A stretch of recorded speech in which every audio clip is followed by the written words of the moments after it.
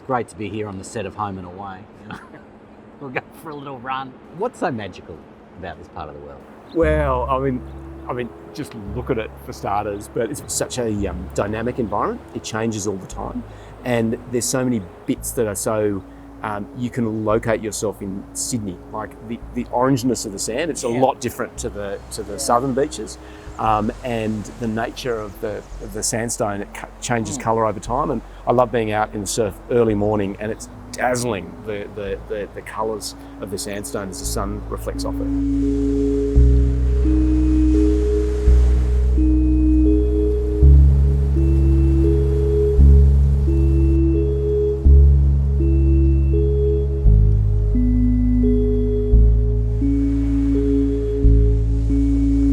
Sometimes at night, I love to come down either here or up on the headland, and you look into the safety of the glow of light over the metropolis. But then you look out that way, and it's just this wild blackness.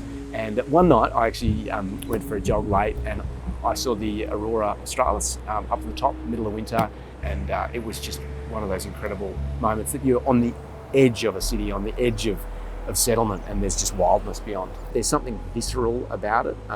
Its wildness is both frightening and enticing all at once, and the colours are something that you only get in Australia. There's nothing like it. How have you seen people using public spaces differently during this period of time? I mean, in different areas it's different. Around here, people walk in the middle of the road.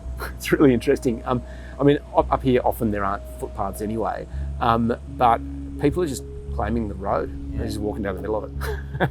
We've always accepted it with kids playing cricket. The car's coming, you run off the road. It's we've sort of seen people understanding the importance of our public spaces because people have more time because they can't go to the gym, or they're just more health focused for whatever reason. How do you think people view it now?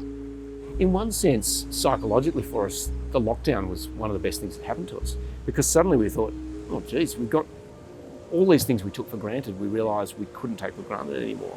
And the beach particularly says something about us. And then when we were told, oh, you can't go to the beach, it was like this outrage that, hang on, it doesn't matter how rich you are, how poor you are, how good you look, how old you are, how young you are, that belongs to you. And it's deeply democratic, and I reckon that's really important for us as a people. How does it feel when you're here? Everything goes away. It's a cleansing, and time stands still a bit more. Having said that, you notice time more because you notice the little changes in the tide or in the wind, but it's a very immersive experience because the environment is so overpowering and surrounding. In any other environment, you've got a lot more control. Here, you've got very little control, and you're at the mercy of these wild elements, and you get a sense of eternity and of your own diminutive form. But it's also a very social place. It's a great place to meet your neighbours, or just to see the joy in kids as well. I mean, we talked about the environment here. What about the built history here? What do you like about here? There was a German baron came out after the First World War, and the coastline, this sort of jagged coastline, reminded him of the Rhine River for some reason. And so he thought, I should put a castle up there. And so he's got this little folly up on top. And Bungan Beach comes from the Aboriginal Bongan Bongan, which I think from memory has something to do with shells, where shells are collected. So Bongan Bongan Bay is actually the next one down, it's Mona. And further up, Bilgola, which is another of these sorts of little beaches, and there's some contention about what it means, but I think the favoured interpretation is swirling waters. So there's a rich Indigenous history around here too, and there's all sorts of middens around, and obviously lots of carvings that have been found over time.